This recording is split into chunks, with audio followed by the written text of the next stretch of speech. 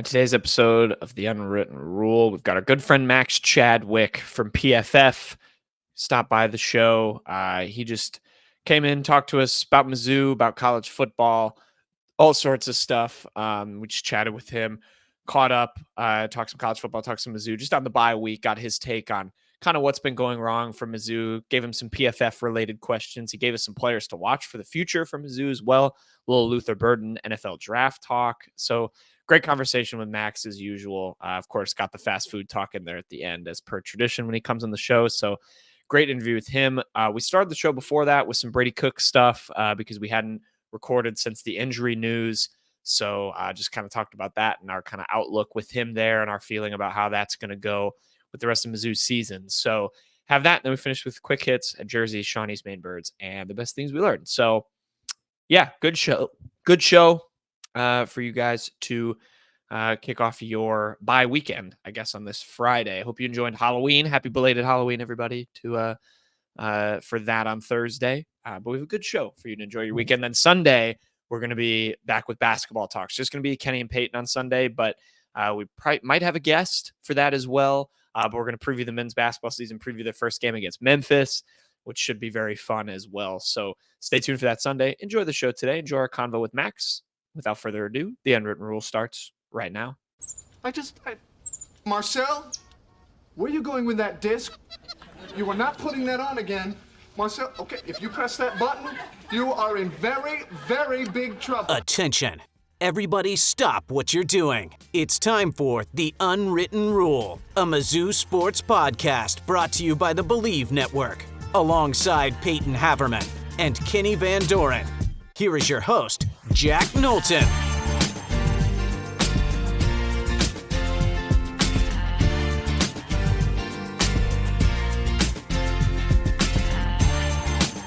Welcome back to the Unwritten Rule. Today is Friday, November 1st. Happy belated Halloween to everybody.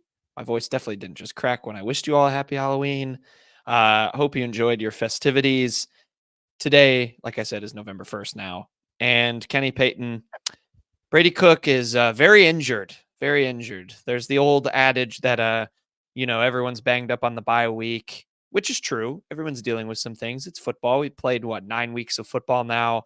Everyone's dealing with something. But, man, Brady Cook is the human embodiment of the meme where it's the photo of Jesus and it's the guy who's like, please stop giving me your hardest battles, and Jesus saying, how are you still alive?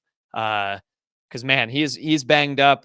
He obviously had the injury coming into Alabama. And then the news today, or the news broke a couple of days ago, but we're bringing it to you today. Apparently, he got hurt again against Alabama in a different way. He hurt his wrist, and now that might pose a problem for his future involvement in upcoming games and the rest of Mizzou's season. Drinkwitz was asked about it a couple of times, including the SEC teleconference. Actually, Payton, Kenny, I'll get your first take on it, and then I'll read the quotes. Mizzou's season is just sad. That's my opinion. Yeah, I'm not even sure it was explicitly said wrist, was it? I know it's like upper body, and everyone's like, it's probably his hand or wrist, but like, I don't think Drinkwitz explicitly said it. All right, upper body. Regardless, yeah, I mean, we're kind of just like in the great beyond now because, I mean, it's pretty clear this team will not be making the playoff, which was what everyone was kind of not just hoping, but really kind of expecting early in the year, just with all the talent coming back, especially on the offensive side of the ball. It hasn't transpired like that. And now they're in their second bye week with really no real path, I don't think. It really, they'd need a lot of things to break their way, and they'd have to win out. And, I'm glad Brady Cook's career isn't just ending on at least it seems like it's not just ending on not like just a unceremonious injury that takes him out for the rest of the year.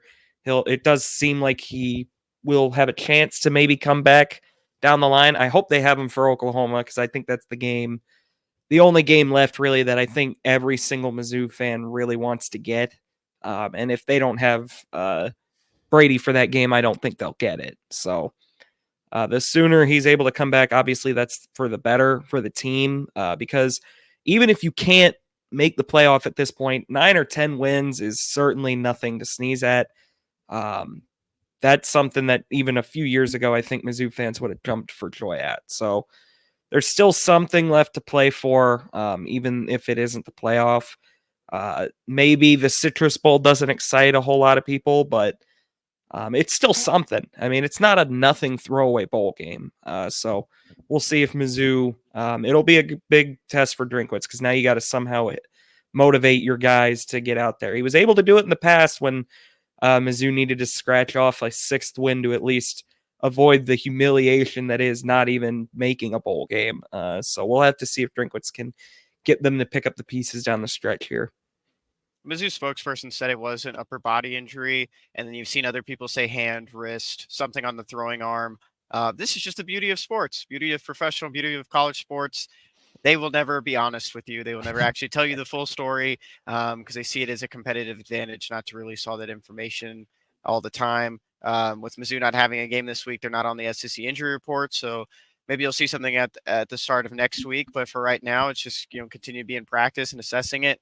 If this was Brady Cook's last game, and it doesn't sound like it was against Auburn, what a way to go out, though. If that was like your final game at Mizzou, especially at home, or your final home game at Mizzou, that's a great way to go out. But for a guy that's lived and breathed Mizzou his entire life, you still have to have a little hope that probably wasn't it.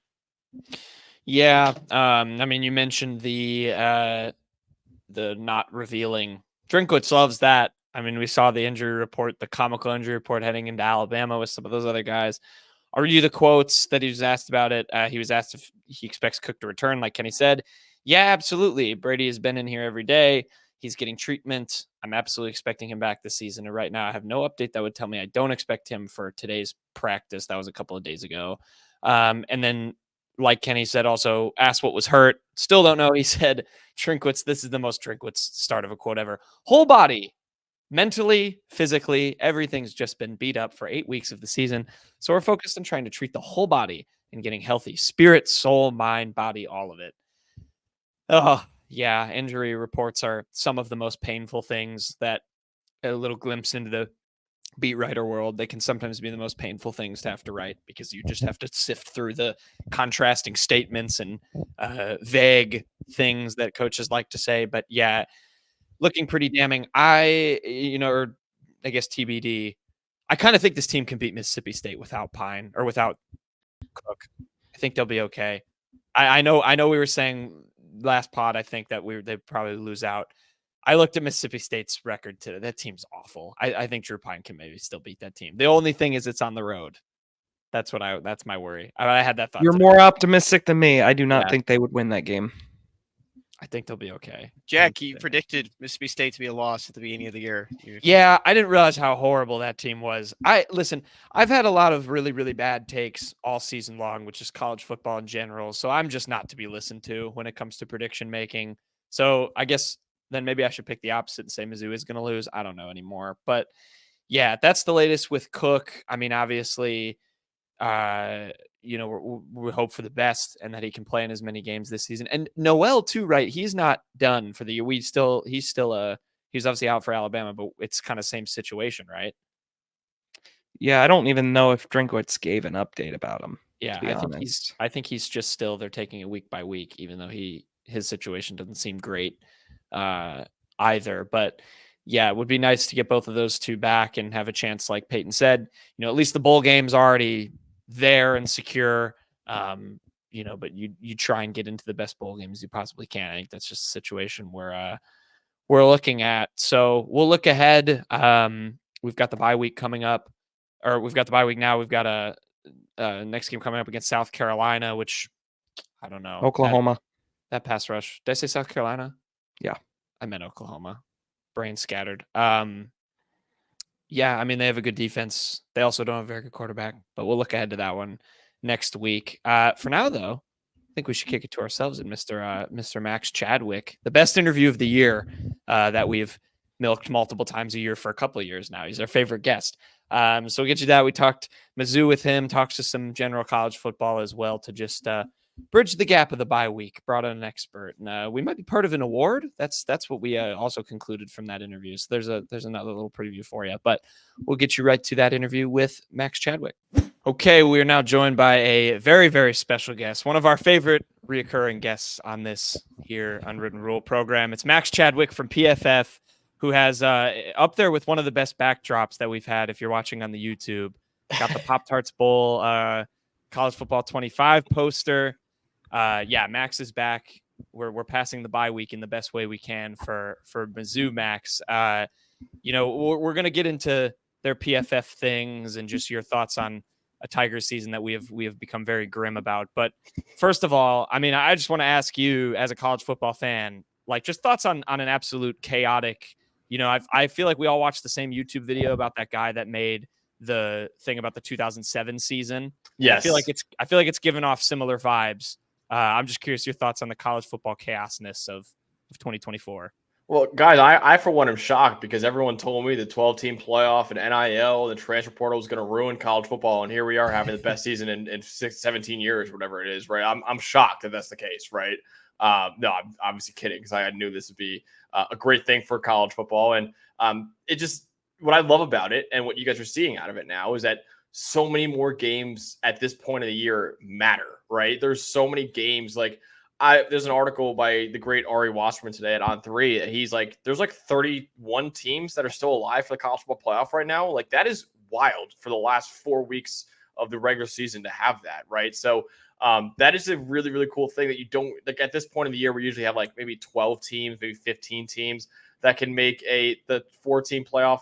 Now you have over 30. Now there's so many, the Boise State UNLV game on that Friday night last week. That was appointment television because that was a huge game for the Group of 5 playoff race. Last year, that game would have been okay, cool. That's a cool game for who will make the bowl game, but that bowl game that nobody really cares about anyways because all the starters sit out anyways. I love it. I think it's a great year. Obviously, it's a very chaotic year too. It's not just the playoff that's causing this. We've had a lot of upsets already. I think there's more parity in college football than ever before, and a lot of that has to do with the transfer portal and NIL as well. It has been an unbelievable year of college football, which I think probably makes the Missouri season sting a little bit less, that you guys can actually enjoy other teams around college football right now. I've seen 2 goalposts get torn down in person, Max. That's how chaotic this has been. It's 2 awesome, sets of man. Goalposts. It was awesome. Yeah, the Vanderbilt game was awesome. What was the other one you got? Tennessee. Oh, Tennessee. They tore it down too. I get celebrating that. I mean, that was an even game. The Vanderbilt one I get because that's a huge upset. Yeah. They didn't get the Tennessee one. They got the goalpost back. They brought him back into the stadium, but Vanderbilt. They're polite about it. Yeah, Vanderbilt threw it in the river. I saw in Nashville, which is just awesome. But yeah, that's pretty. It's a microcosm of what the season's been. Vanderbilt beat Alabama this year. That's a sentence I never thought I'd say in my entire life. Let's talk about Mizzou then. Let's just get this one out of the way. You mentioned some of those teams that are still alive. I think it's all fair to say that none of us would say that Mizzou is alive for the college football playoff. But I mean, in your eyes, though, looking at the numbers, looking at this team, I know a lot of injuries can play into a factor as well, especially for Brady Cook as of late. But I mean, what just went wrong for Mizzou's offense this season? Honestly, I don't know. That's the thing is you look at that offense. They brought back Brady Cook. They brought back their top 5 receivers. Still had a really good run game with Noel there. The offensive line has still been playing at a really high level. They brought back Kirby Moore, the offensive coordinator that we all loved going into the year. They're just not executing. And I think Brady Cook, unfortunately, it looks like it was a one-year wonder for him last year in 2023. He's kind of reverted back to the Brady Cook that we knew before, where I remember, I think my first time ever going on your podcast, you guys were talking about, should Brady Cook even be the starting quarterback for this team, right? So I think I don't know if we're all the way back to that bad at Brady Cook, but it's close to it. And that's why they've struggled just executing offensively. And usually with some of these teams, like a Florida State, for example, you can say, okay, well, they're bad because they've lost everyone.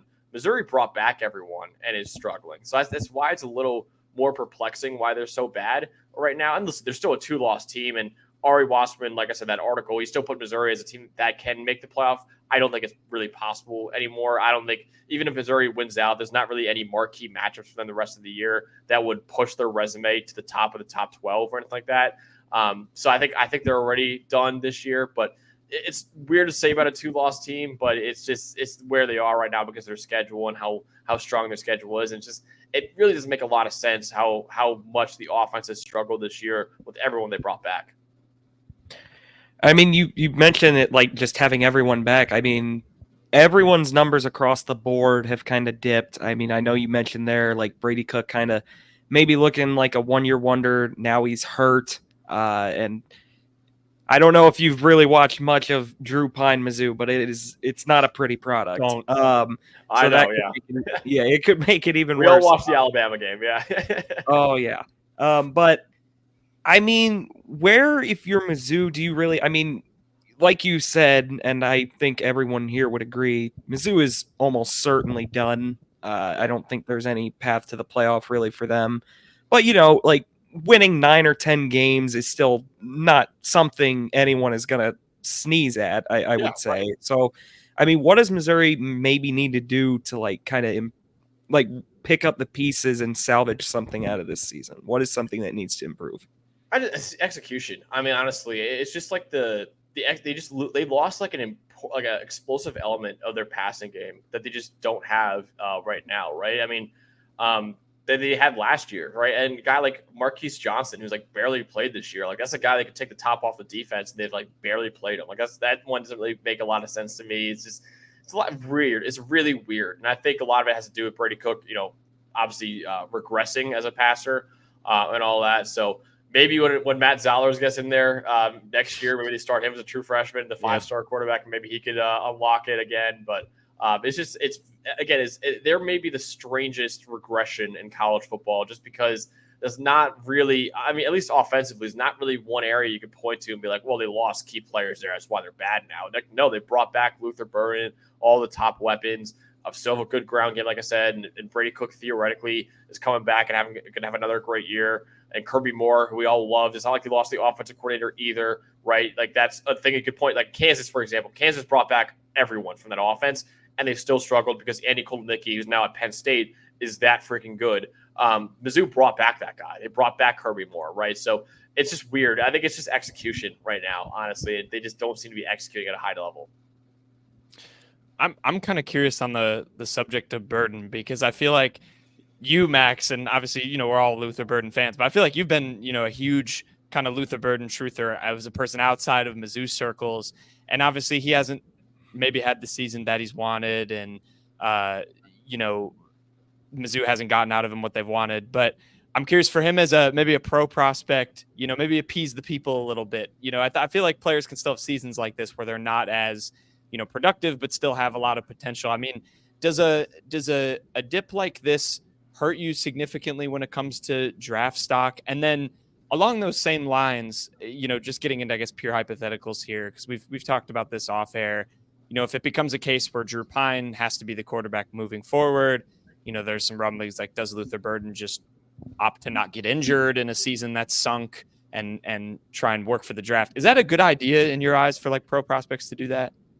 No, especially not for, and I hate generalizing it to receivers, but like especially not for a wide receiver, because then you start to have the diva conversation, right? That has gone on with a lot of receivers in the past. And I'm not saying Luther Burden is that or anything like that, but I think it's a very frustrating year for him. I think that's really what I've noticed. And even watching his tape, like there's some reps that just, I'm not gonna say he's lack of effort, but like it just seems like he's like jogging on some routes. Maybe it's more that he's just not really developed as a route runner just yet, and he's overthinking it, which is why he's going a little bit slower than full speed. But it's weird. There's a weird thing going on with this tape right now. I think his draft stock has been hurt a little bit. I think now for sure Tedero McMillan is the number one receiver in the NFL draft. Before I would have said Burden and McMillan are 1A, 1B. Now I say it's a pretty clear number one in Tedero McMillan. I still put Burden 2 though. I still think he's a top 10 to 15 pick, maybe even top 20 pick on the NFL draft. I don't think he'll fall out of the top 20 by any means. So I still think he's a very, very talented player. I just think it's been a very frustrating year for him, and understandably so, right? You're a guy that everyone thought would maybe win the Biletnikoff this year, be the best receiver in the country, be a top 5 pick in the NFL draft. And because of things outside of control, like the quarterback regression that is just happening, it's just not working that way, right? So I get where his frustrations would come from. But there's still some parts of his game I wish I'd see a little more out of him, like little more effort and stuff like that. I'm not saying there's any character issues. I have no intel on that at all, but I just want to see a little more out of Luther Burden. And just we haven't seen that this year, which has been a really disappointing part. He's still had a good year. I'm not denying. Like it's not like an Ollie Gordon where it's just completely fallen off a cliff. He's still having a good year, but it's just not quite the superstar level that we thought he would be going into the year. Are there any other Mizzou Tigers that have, come across draft boards early on? I don't think there's really any guys vying for the first round, but I mean, are there any day 2 guys that are coming up for this upcoming draft? Yeah, I think a couple of them. Especially on the offensive line, I've really been impressed by. Armand Membu has been one guy who's graded out pretty well. I think he's probably going to play on the interior long term, but I think he's playing tackle for you guys right now. The other one too that I love going into the year, he had a great year last year. He's having another great year this year. Is Connor Tollison, the center. I think he's another guy that has played like one of the best centers we have in college football. He played that last year after having a horrible year the year before. So it's really been cool to see his development over the last 2 years. I think he's one of the best centers in the country, and I think he's a guy that could be one of the top centers in the NFL draft as well. So those are 2 guys I think that have really emerged. And I think Membu, I could see going on day 2. Tollison, just by the nature of his position, might go more like early day 3. But I could definitely see both those guys getting drafted this year. On the defensive side of the ball, it's not a topic that's been hit a lot because I think everyone kind of knew losing so many guys to the NFL, including pretty much your entire secondary, it was going to take a step back, and the offense has just not held up its end of the bargain. But it's been a sort of up and down unit, so I'm just kind of curious if anyone on that side of the ball is sticking out to you, or maybe if you have any takeaways for the defensive side of things. Yeah, I think the issue for them has been in the coverage unit. I think they've had a lot of struggles there this year. I think they're like 71st in coverage grade or something like that right now. The run D and pass rush has actually been pretty good, right? I think it's like top 35 grade in both. So the front 7, by all accounts, has been pretty good. But like you said, they've lost so much in that secondary, and you're seeing it right now. They're struggling back there, and they're just giving up big plays. It's kind of the opposite of the offense, right? Where they're giving up big plays. The offense can't find any big plays right now. So that's been a struggle. Guys like, but looking at the front 7, guys like Corey Flagg have been really impressive this year. The linebacker for them, he's playing really, really well, and especially as a run defender this year. So I like him. There's other guys too, like Chris McClellan. I think has played pretty well. Zion Young on the defensive line has played pretty well. So front 7 has been really good between the D tackles, edge defenders, and linebackers. This secondary has been more of where the issues lie for Missouri right now. And like I said, it kind of makes sense considering the guys that they lost from last year.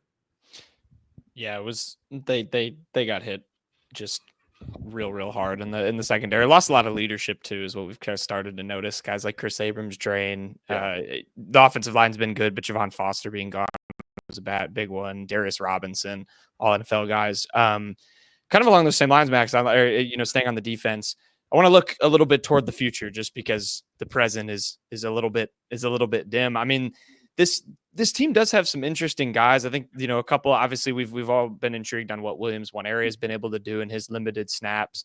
Another guy in the secondary, as much as has struggled, Nick DeLoach has kind of stood out. When you look at, even 2 of those as an example, Nick Rodriguez at linebacker is another guy, I believe a redshirt freshman or true freshman, who's gotten, had some graded out okay in his limited snaps. I mean, even if you have the numbers in front of you, I mean, what could maybe Missouri hope for in some of those guys, stepping up, maybe trying to fix, like you said, some of the issues on defense? Yeah, I think, Nick Rodriguez has been a guy who's played well. I mean, he's only played 60 snaps around that this year, so it's not been a lot, but he's shown that he's a really good tackler. He's a really good run defender, which is something that's really important nowadays at linebacker, especially in college football. Obviously, Williams One-Area being such a highly touted recruit, it's going to take some time for him. He's kind of more of a ceiling guy than a floor guy. He wasn't a guy that's going to come in and immediately contribute. Like, he was going to be a guy that needs development because his physical traits are outrageous, but he's going to need time to develop into a really good player. And I think he could develop into a really good player for Missouri. So that'd be really good. And they just got to find more guys in the secondary. Honestly, that's the area of weakness right now for them. And I think that's where they need to find more key contributors. But I mean, they got some intriguing talent. I know they're losing Luther Burden after this year, but you bring back One-Area, you bring in a 5-star quarterback, like I said before, and Matt Zoller is like, this program is still very much like on the upswing with Eli Drinkwitz as the head coach. So it's still very intriguing for them long term. But they've got to plug some holes right now, it feels like. I'm just trying to find your next guy. You've been the Luther Burden guy for us, and like I'm starting to fish a little bit for now that he's going to be gone. Who's going to be the next? All right, Max is on this hype train. Get you on somebody like a little bit earlier, and then we can cash it in come draft time in like 2026 or 7 or something. Yeah, so Dolan makes fun of me all the time. I am a big recruit guy. I do love following high school recruiting and all that. And so anytime there's a 5-star, I've always liked watching their highlights. I was very impressed by Matt Zoller's highlights. I'll say that. All right. So I get his highlights, and we'll see what happens when he gets to the SEC. But we'll see that. I think that'll be a fun guy to watch. And he, depending on what they do this offseason, he could be starting pretty quickly at Missouri. So we'll see. Yeah. You like bowl games. I've seen that. If you're watching the YouTube, Jack mentioned it. You got the poster behind you for Mizzou. I mean, there's a couple of tie-ins in the SEC. Like you got the Texas Bowl, Music City Bowl, Gator Bowl. Coming off of a Cotton Bowl win, though, and you're looking at a team that's probably not going to make the playoffs. I mean, in your minds, what's like a successful way to end the season at the highest standard you can? Yeah, it's weird because now, like, a successful year last year is kind of what they're doing this year, and they made the Cotton Bowl because Cotton Bowl wasn't a playoff game, but now every New Year's Six bowl game is a playoff game. So now if you're not making a playoff, you're not playing in a New Year's Six bowl. So now you start to look at some other bowls. Like, I think the Citrus Bowl would be really solid. Like, that's one of the better non-New Year's Six bowl games that you got, and I think that's definitely a possibility for them. So that could be a really good bowl game for them. That I think they can make. I just think going 10-2, like that'd be a really good way to end the year. It won't be enough to get into the playoff, at least in my opinion. Like you never know with the chaos that's going on. Maybe a lot of teams lose and Missouri's back up there. But I just again looking at their schedule, there's just not that game that you say, okay, well if they win that game, they'll get like boosted way up in the rankings. Like climbing out of that number, I think they're number 25 right now in the country. Like climbing back from that into the top 10 or so. It's going to be difficult because they just don't have the marquee games to prove that they can move up 15 or so spots, right? So that's going to be the difficult part of it, but still going 10-2 and making a really good non-New Year's Six bowl game and being one of the top. If they go 10-2, they'll be one of the top teams left out of the playoff, in my opinion. That's still it won't be a successful year by their standards because they really wanted to make the playoff this year, but still for that program, it's a pretty good year. Max, we can just rip the Band-Aid off right now and with Drew Pine say they're going 6-6. You can just tell us we'll be in the Music City Bowl. It's okay. We've been there before. Is Cook down for the year? I'm not. I wasn't. I don't think Drinkwitz said he doesn't expect him to be out for the year, but who knows? He also didn't necessarily say when he'll be back. So, I'm just assuming every bad thing is going to happen. If it is Drew Pine for the rest of the year, I agree with Nolan. They'll lose out. I don't even think they'll beat Mississippi State. But let's just move on from the really depressing like Mizzou season thoughts. I'm curious your take on the college football playoff right now. I want to know like who you think the best team in the nation is. Do you think it's Oregon or maybe someone right behind them like Georgia? And maybe a team like kind of a dark horse right now that nobody should really want to play in the first round. Yeah, okay. I think that's a really interesting question. The number one team in the country is so difficult. I mean, you can name like 5 teams or so, and I make an argument for them. I would say Georgia is the best. I think Georgia is currently the best team. They have flaws though. Like this is not a team without flaws. You saw it exposed in the Alabama game a little bit, right? So that is definitely a school that I put up there. Oregon's clearly up there, right, as the number one team in America. I still think Ohio State is up there. They barely lost to Oregon at Oregon. They lost by 1 point. I know they get like shaky against Nebraska. We'll see this weekend against Penn State, but I think Ohio State's still up there as well for being the best in the country. You can make the argument Ohio State's the most talented team in the country, and I wouldn't argue with you, honestly. So the one school I don't want to play in the first round is kind of the school is kind of like opposite of Missouri. That's Indiana Hoosiers. I mean, they are executing at a level that maybe is higher than anyone else in the country right now. Like they're just playing their brand of football at a perfect level. Like that is just why they're so dominant right now, why they're blowing teams out of the water. Are they the most talented team in the country? Not even close. But the fact that they're executing at such a high level, that's the difference between them and a team like Missouri that is immensely talented, just not executing. And Indiana is doing that at a very high level. So I'd be pretty weary of playing the Kursignetti-led Indiana Hoosiers right now because they are a really, really tough out, looks like. I love I love what Indiana's doing. My dream for them, scenario for them, even though I don't think Alabama's going to make the playoff, is for Alabama having to go there and play in Bloomington in the playoff at like That'd be noon awesome. on a Thursday. It'd be great.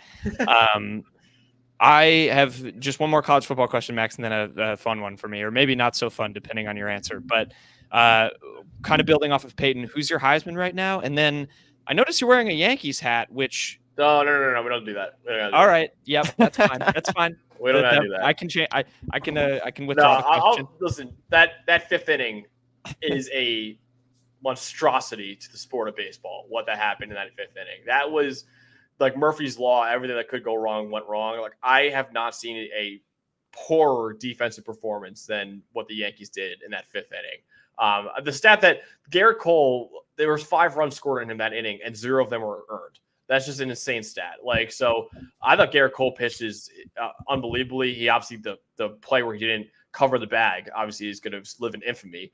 But I still thought he really battled in that game, and I was impressed by it. But the drop by Aaron Judge, the errant throw to Jazz on third base, when he just couldn't throw it to first. Obviously not covering the bag. I mean, later on in the game, catcher's interference, like the dumbest things that could have happened to the Yankees happened in that game, and they blew a 5-0 lead, and we could have been talking about them going to Game 6 right now because of it. But yeah, I'm clearly very over it, and I'm clearly very okay with it. But yeah, that was a travesty what happened to the New York Yankees last night. Sorry, man. Sorry to bring it up. What about your Heisman? You talk about maybe something a little more fun. Who's your Yes, Heisman? I will. Yeah. So I think I've been saying this a while now. It's a 2-horse race for me. It's between Travis Hunter and Ashton Ginty. And if you look at the betting odds, it's not the case at all. Actually, Travis Hunter is tied with Dylan Gabriel for the highest odds right now to win the trophy. This is not the year for a quarterback to win it because they're great quarterbacks this year. They're having really good seasons. But what we're seeing from Travis Hunter and what we're seeing from Ashton Ginty is historic stuff. This is like Barry Sanders stuff for Ashton Ginty and stuff that we've never seen before for Travis Hunter. Travis Hunter right now has the 4th best receiving grade in the country and the 4th best coverage grade in the country. That's ridiculous, dude. Like that. So for me, gun to my head, I would pick Hunter between those two, but it's very close.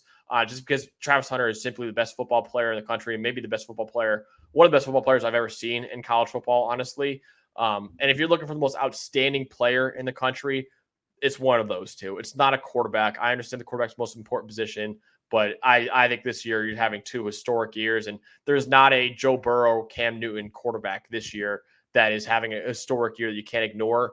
Like, you got to look at the 2 players that are just putting up ridiculous numbers and putting up, honestly, memorable seasons that we talk about forever. I don't know if we're going to talk about the Cam Ward season forever or the Dylan Gabriel season forever. We're going to be talking about the Travis Hunter and Ashton Ginty seasons forever, in my opinion. Of that take. Great take. All right, let's talk about an award that actually matters. The Long Snapper Patrick Manley Award. We talked about this over the phone just over text a couple of weeks ago, Max. I tried to apply to be a voter for this award, and instead I got an email saying how they go into their decision to vote for the award. So it looks like we will not be working the ballot this year for the Long Snapper Award. I'm sorry about that. I didn't even know there was one. Dawn and I were going to make a long snapper award because we always, like, in our All-American team, we always include a long snapper, and all the comments love it. They're like, oh, this is awesome. You guys have... Yeah. Brett LeBlanc. That's your next guy to look out for. I didn't even know there was an award now. Now that sucks because I thought so look up the Patrick Manley Award, slip our names in there, slip your name in there, see if we can get some votes. Yeah. I feel like that'd be fun to vote on. I'm looking at it right now. The highest graded long snapper in the country is none other than Bryce Robinson from Kennesaw State. So the Owls in their first year as an FBS program have the best long snapper in college football. So that's a pretty awesome feat for them to have. And I could tell I recruited that kid in my NCAA dynasty when I'm coaching Kennesaw State right now. So I think I'm actually heartbroken that's an award because I thought Dalton and I were going to be the first ones to make that a thing. But that's good because they deserve to be recognized as well. Exactly. So let's try to get on that. All 4 of us will vote one day. We'll get to put it in our bios. I got 2 more things. One, I think I told you this. Peyton's grandmother commented on our YouTube asking when the meatball guy was going to be back. So she's very excited to see you back on the show.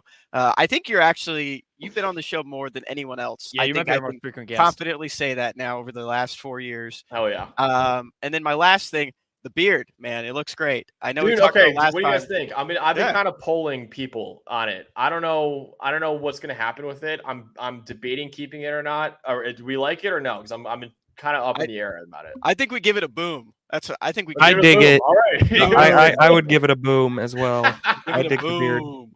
Oh, I need No to put that doom. on the sound. That was going to be my question, actually. The beard. Like, when did it I've been start? trying it out, man. I've been trying it out. Football season, obviously, my diet has been horrible. So once you pack on the extra LBs, you want to cover it up a little bit. So I've been trying out the beard.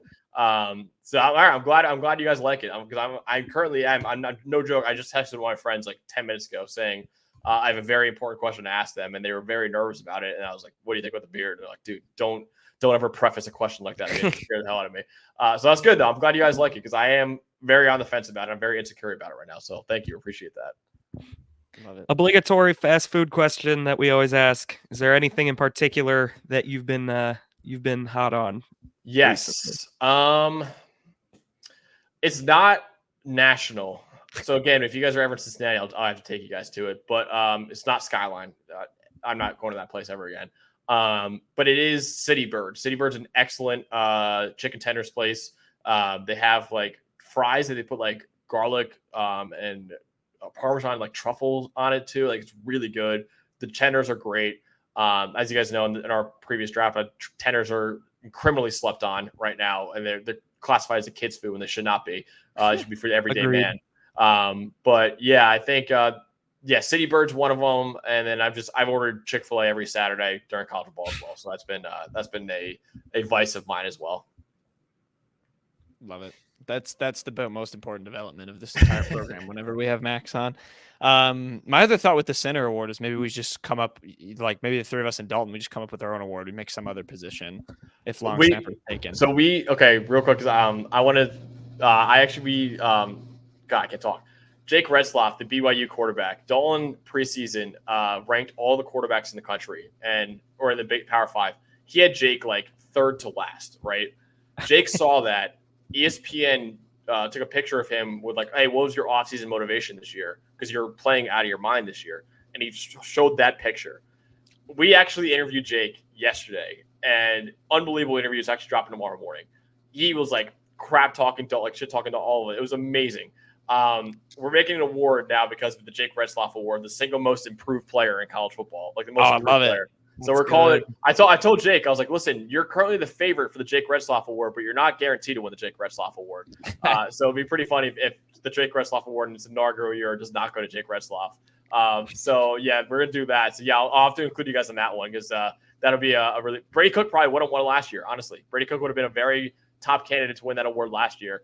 So yeah, hopefully we'll get that going and we'll see what happens with it. Yeah, we're happy to sponsor. I've got a nominee for you for that actually.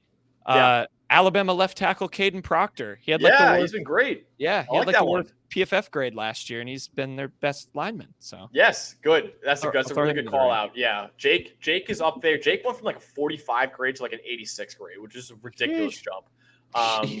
So yeah, when I told him about the award, he was like, "I never knew sucking so much would lead to great things for me." But it's like he was hilarious, dude. That guy was awesome. I love that kid. So yeah, the Jake Retzlaff Award is coming soon. So it'll be a lot of fun. Heck yeah. Well, Max, it's always a pleasure. We'll have to have you back on again. Maybe we'll do like college football playoff time. We'll have you on because we'll have nothing else to talk about, as you are well aware. So yeah, we'll have you back on around then. But we thank you as always, and best of luck with the beard, the fast food, the rest of the season. Deal, boys. Anytime you want me on, let me know. I love talking to you guys. So I'll see you guys soon. Thanks, Max. Thanks, Max.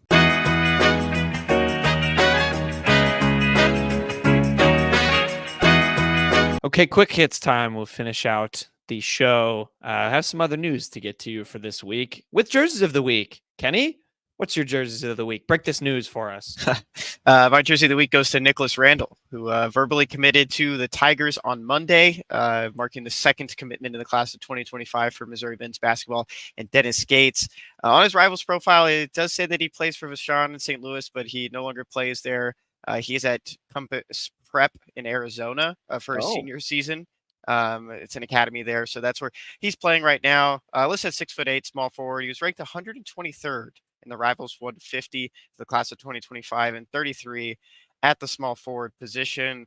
Very lanky guy, a lot of room to grow there, but he chose Missouri over San Francisco and Creighton. So those are some of the schools that were after him. Kind of an interesting collection of teams, but the Tigers got their second guy joining Aaron Rowe, who committed last year, and he's a Columbia guy playing at Tolton.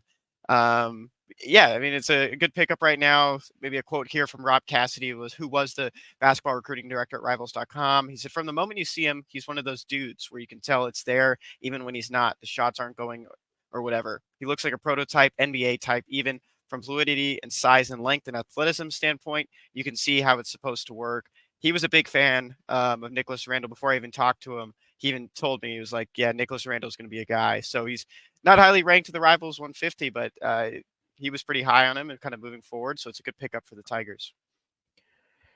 You know, it says a lot about how recruiting is now, because like Nicholas Randall was like a guy that committed, and I think a lot of Mizzou fans probably looked at it and went, okay, nice. Like, instead of like really like getting super pumped about, because I mean, if this was like a Conzo class, this is like your headliner, obviously. And obviously Your only recruit. Yeah, maybe the only recruit. And obviously, I mean, I'm sure Mizzou, I know there's like reading the tea leaves, Mizzou is still after one more guy in that class, but good pickup for them. Oh man, basketball starts on Monday, guys. It really is right around the corner now.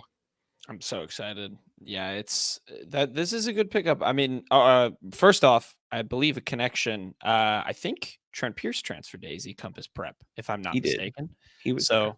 There you go. A little bit of a pipeline out of that academy, which is good. I mean, like you want to be having an impact at some of these schools, because it seems like all these kids go to like the same 4 prep schools of the OTE league now if they're, elite prospects. But yeah, nice pickup. We'll obviously see how it develops. I mean, we've already been hearing, I saw John Rothstein tweet about, I think it was Marcus Allen and or Boateng. So we've already hearing some good stuff about the freshmen on campus now. So it's good to keep the pipeline going. And you're right, Payton. We need you to keep putting that in perspective for us. Like, this isn't oh, sure, great, nice, another 4-star. It's a big deal. Still a big deal for Dennis to continue reeling in these guys. So look forward to seeing what Randall does. And yeah, keeping Aaron Rowe committed as well will be very nice. So nice pickup from Mizzou in 2025. Payton, speaking of basketball, what's your jersey of the week? Yeah, it's going to be a basketball heavy quick hits for me. Mizzou announced their captains for the season on Halloween. It's going to be Caleb Grill, Tamar Bates, and Jeremy Sanchez. Mizzou did say like they're captains and leaders, but I mean they're just called captains for all intents and purposes. They also had other leadership positions. We remember, got to remember the like kind of jokes we'd make for like back in Dennis Gates' first year, how he'd have 1,000 captains. They have a captain in training with Aiden Shaw, the underclassmen captains in JV Brown and Anthony Robinson, and they have a freshman captain in Anor Boateng. So that's a big one, the freshman captain, because it is a big freshman class. So you never know. But I do love just the amount of leadership positions they give out. It is very funny. Captain in training is like, I get it, and I love Dennis for it, trying to work on everyone's leadership. But captain in training will never not be a funny term. Like, for like, there's no formal upgrade to captain. It's just very funny. But you know what? I hope Aiden Shaw earns the coveted earns the C. Yeah, he earns the C. Yeah, looking forward to a good season from Mizzou's captains. I have high hopes for Caleb Grill too. I think he's gonna have hopefully can have a good year if he can stay healthy. My jersey of the week, a little bit of a sour one for you guys this week, but some more news. It's going to be Matt Zollers. You heard us talk about him with Max. Max is obviously very high on him. Unfortunately, so is Penn State, because Matt Zollers is going to go visit there this weekend. It's obviously these kids are free to take visits as much as they please. I don't blame them for doing their recruiting process, but it will never not be scary, especially as a Mizzou fan looking to land a 5-star QB. Zollers, of course, injured early this season, hasn't been able to play. Mizzou's recent results, you never know how much those things affect recruiting. I know, I'm sure Kenny's got a good take on this, but you never like to see it, but Penn State's in his backyard, right? So, hopefully as long as he leaves that visit still firmly committed, be okay. Yeah, Adam Gorney said that, Penn State already has one quarterback commit in the class of 2025, and they're open to adding another one. It's really late. We're nearly, I guess, a month and a couple days away from early National Signing Day, so just kind of holding firm on that commitment. Matt even said he's like, I'm committed to the Tigers, just want to go see this game kind of thing, want to see this atmosphere. It's a big game, Ohio State versus Penn State. He's a Pennsylvania kid, so there's good opportunity there for him to see a good game, but I don't think there's too much to worry about. But we'll see more out of this weekend and see if there's anything trending in a Penn State direction. But it sounds like he's just kind of want to go see this atmosphere, see this game, and hold firm to his commitment to the Tigers, and even talk to the staff about it the Missouri staff before he took the visit. That's always good, right? I feel like it's when they let the staff know ahead of time. That's I feel like I take that as a good sign, but I don't know. Yeah, I mean, what else is he going to say, though? I mean, he's not going to come out and say, yeah, no, I might go to Penn State. So I still will grain of salt that quote a little bit. But, I mean, I do like to hear that from Kenny. I mean, it doesn't seem like a super...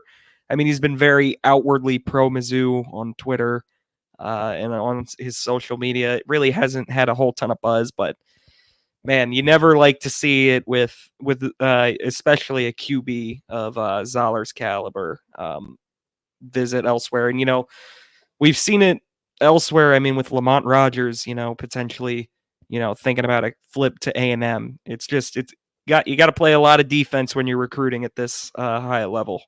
Well, and at this time, too, because we're so late into it. Yeah. I mean, because you have to remember, too, and we'll, I'm sure, have like a show, around this, but National Signing Day is December 4th now. It got moved up from that December 20th. So we're almost within the last month of this 2025 cycle in the early signing period. So, yeah, like Payton said, everyone is on the defense with their commits, trying to avoid late flips, late surges. So hopefully Ohio State crushes Penn State. And then Matt Zah is like, wow, that's a broken program. And yeah, this kind of reminded me too, like Shamar McNeil when he was in the class of 2023. Not the same level of recruit status wise as like Lamont and Matt, but Shamar, like, he took a visit North Carolina State like a week or two right before early signing day. So like this stuff happens too.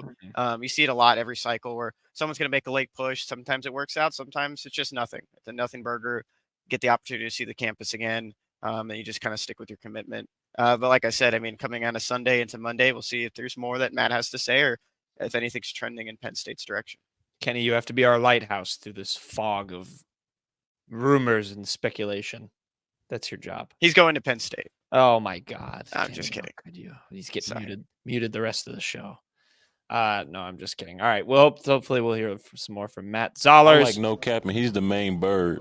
You know what that sound means. Up next, the Shawnee's main bird of the week. Kenny, Shawnee's main bird of the week. This is a sucky one. Kyle Gibson's 2025 club option with the St. Louis Cardinals was declined on Thursday. Former Missouri pitcher, along with Lance Lynn and Keenan Middleton. Middleton. Look up what he had to say about the 2017 Astros. He's a very big Astros hater, but those three guys are not coming back. It's kind of like a new era of Cardinals baseball right now. A lot of cost efficiency is what they're looking for this next season. Our good friend Kevin, though, who's been on the show before, replied, best move this team has made in the last 12 months. That's I'm Bloom. They don't know getting ready to remake the roster in his image. Bad move. Never cut a tiger. I hate it. Payton, bring us to a more lighter note. What's your main bird? My main bird of the week is going to be Eastern Washington. In particular, because Mizzou Hoops, they tweeted out the priority point system for how you can earn priority to getting the student tickets for the Kansas game. This was a thing when Jack Kenny and I were students in 2023. 2022 is actually when the game was, 2022-23. They aren't calling it the border war still. It's still the border showdown, but it's much more expansive than it was when we had the priority system. Now you can go to a lot more women's basketball games. I believe there were only a couple that counted last time, and a few volleyball games. There's volleyball against Kentucky, Auburn, South Carolina, and Florida. So there's a fair amount of them. Every single home men's and women's basketball game is on there, and a few of them are worth double points. But it's kind of interesting to see volleyball in there. I mean, volleyball is also having a very good season, so it probably would behoove a few people to go and see that game for double points. Two out of two behoove. Yeah, just wanted to shout that out. I love the priority point system. It's a good way to get students to go to all the games. Yeah, I agree. I like this. I think, say what you will about whatever, like people are gonna make fun. You don't get anyone to any games. It's like it is a good way to get people to games. The KU game's a highly anticipated event. Like that they went with the lowercase KU too in this graphic. Very nice. Mm-hmm. We need to lean into that a little bit more. It's not even gonna matter in the end. We had a roommate, Payton and I did, named Zach Hernandez. I'm gonna call him out here on the show. He didn't go to any games and then showed up to the Kansas game like it was nothing. I don't know how much that's gonna change this year. But yeah, I mean it was pretty easy to get in even without these points. All right, Kenny. They do need to make it a little more incentivized, because what it was last time was if you got all the points like Kenny and I did, you would get like a couple hours early to claim your ticket.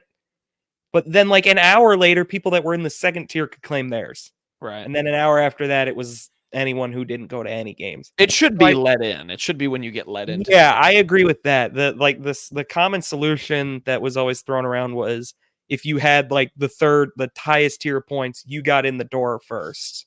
Like when you would get to the stadium. Like that would be a good way to keep the tickets organized, because I'll tell you what, I'm pretty sure my ticket did not get scanned at that Kansas. No way. Like it was such chaos. The lady I might have scanned I really don't remember, but it was such pandemonium trying to get in that it would honestly probably benefit them to try and just let people in intervals. The rivalry is just getting renewed, so they have to iron all this out over the next couple of seasons. So they'll figure it out. It'll be fine. Excuse me, like if I'm not educated on this, but they don't have this for like a indefinite time period, right? They have it for like 2 or 3 more years. I don't remember what the contract It was. is a set amount of time, but I'm 99% sure it's just like the Mizzou Illinois rivalry where it'll just keep getting renewed when they're done. It better. Because Mizzou Illinois is not like forever. Like that is one that has to be renewed over and over. But I do believe you're correct, Kenny. I don't think this is the last one, but I think there's like 2 or 3 left. I think you're in the football one. Oh wait, there you go. Now we're just looking at notable game results. But you should. Oh God, please through please 2026. The next 2 are at T-Mobile. How about that? There you go. So yeah, we'll see what they do there. So through 2026. I'm not going to lie. I kind of don't want these games at T-Mobile. I think these games should be played on campus. I agree. So this is Mizzou's last opportunity to try to get this priority stuff right. Yeah. Well, until they'll extend it again. They'll extend it. 100%. Priority is a big word in recruiting too. Everybody says priority. Blue chip. Mm-hmm. All right. My main bird of the week. Sticking in the world of college basketball. My main bird, the player I'm going with is Po Boy King. Yes, you heard that correctly. He is an NC Central Eagle. There's your bird connection.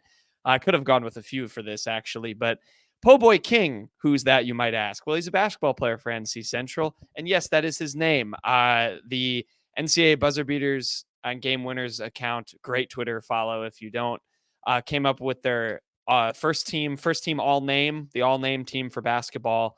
They went with 6 players instead of 5, but I'll read you the starting 6 that they went with. Po Boy King from NC Central, Always Right from Rhode Island, Gob Gob or Job, I don't know how you say it, from he actually plays for Kansas City, the Roos.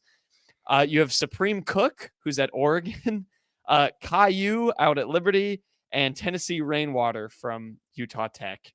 I love this very much. They had a second team, honorable mentions. I think they're still doing it for like D3 and D2 women's basketball. They've got them all. Fat Brooks is that guy's name. Fat Brooks from Michigan is on the second team. Jizzle James from Cincinnati. Cool Attack from Oklahoma. Clarion Hornbeak, Snooky Washington, and Churchill Bounds is the second team.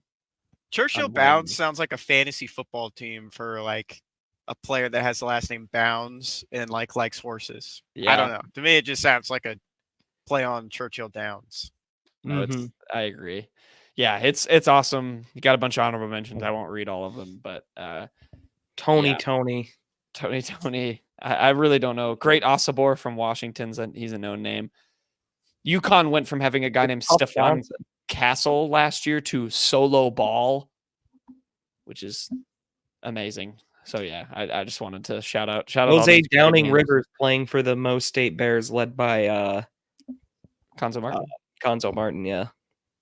If we finish 11th in the Valley, then it's the best. Matt McCool from Marist. Go Red Foxes. Yeah, go check them out. If you're watching on the YouTube, you can see all of them. But every day we're living a Key and Peele sketch. That's what I've learned with some of these names.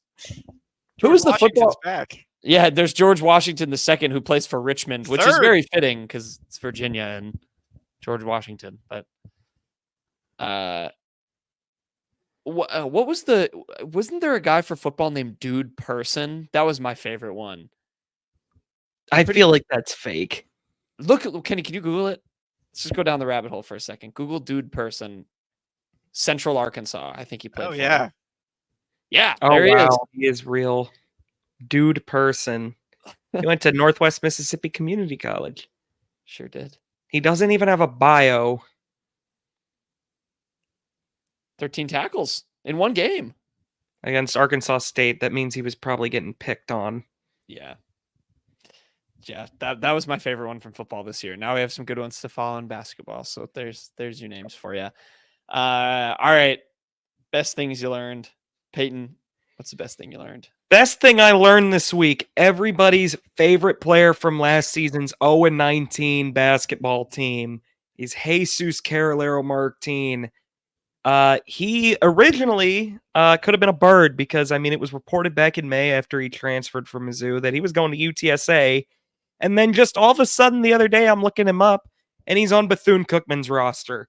So yes, out of nowhere, Jesus Carralero Martin, the Bethune-Cookman announced that he was on the team like in August. So not sure what happened there, but it blew my mind when it happened. This is like Ed Chang Jacksonville level stuff to me. So yeah, Jesus Carralero Martin. I don't know. That just blew my mind when I saw that he was on Bethune-Cookman. Oh my God, he shot 29.7% last year. He's so not good. Is he actually 6'7"? Yeah. He wasn't short, but he was just bad. He's also going into his 6th year, man. LinkedIn. Let's give LinkedIn a call. Terrible. Massive stuff at the rim. Is it him getting blocked? Oh no, with massive stuff. Oh my God, look at all of those L's in a row. Terrible. Please don't repeat this again, Dennis. Please don't repeat it again, especially now with Jesus Carralero. Oh, Jesus Carralero was terrible. Kenny, please save us. What's your best thing you learned? Excuse me. No, let's keep talking about Jesus Carralero. Did you know he went to Link Year Academy, Jack? Didn't we disprove that? No, he did. It. That's where he went. He's under notable alumni. I don't look at those stats. 25 games, 29% from the field, 26% from three, 71 from the free throw line, 2.1 points a game, 2 rebounds. God, I hate to see what his Torvik is. I think if you load up his Torvik page, your computer crashes because it just doesn't. It can't just powers off. Yeah, it's like it's like I need help. We'll obviously get more into it Sunday, but my hot take for Mizzou this season is that they will win a conference game. I don't know about all that. At least on accident. Yeah, they'll luck into a couple. Anyways. Kenny, what did you learn? Best thing I learned this week is that Darius Robinson is off IR for the Cardinals. Good step in the right direction. We know that we talked about the past 2 weeks. He's been out of practice. Had a family a tragic incident in his family with his mother passing, but he's going to be making his NFL debut here shortly, soon, possibly this weekend. So very good for D-Rob to be back out on the field. Who do they play? Call of Duty. What? Oh, that's what their quarterback plays. Payton. Payton, give us your prediction. What happens with Darius Robinson against your Bears? This one comes from our favorite TV series, Hey, The Today there's two more Show. things you learned. Well, we learned. What did you learn, Payton? Or give us a prediction. I already told you what I learned. No, oh yeah, you did. Jesus Carralero. I already put that on my brain. Yeah. Come on, Darius Robinson sack Caleb Williams. Would you cheer if that happens? They say justice is a dish best served cold, because if it was served warm, it would be called just water. I think Payton would be happy if Darius Robinson sacked Caleb Williams. I would be. I would cheer. I would cheer really loud. I hope it happens 6 times on Sunday. I hope Darius Robinson gets 6 sacks. Anyway, best thing I learned.